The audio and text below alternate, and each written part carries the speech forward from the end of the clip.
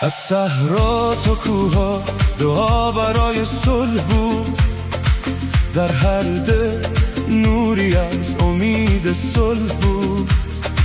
وقتی ابرای جنگ همه جا سایه افکند، این تو بودی که راه آرامش را نشان دادی.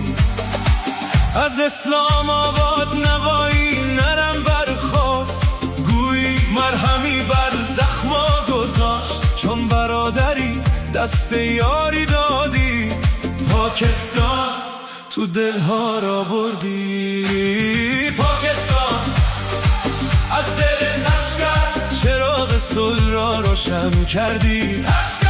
تشکر فیلد مارشال، درود بر رهبریات.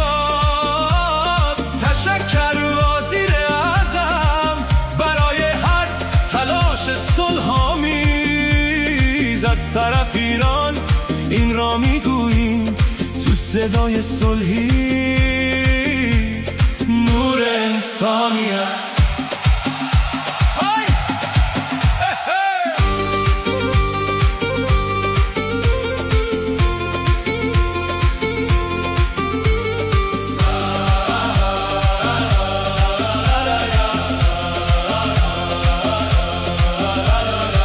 وقتی دنیا در تاریکی ها گم شده بود، تو صلح را برگزیدی نه راه جنگ را.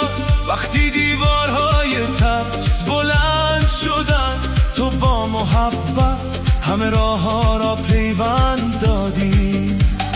از تهران تا لاهور این صدا جاری، بزرگترین پیروزی است این سفری که دلها را به هم پیوند داد. تا همیشه در یاد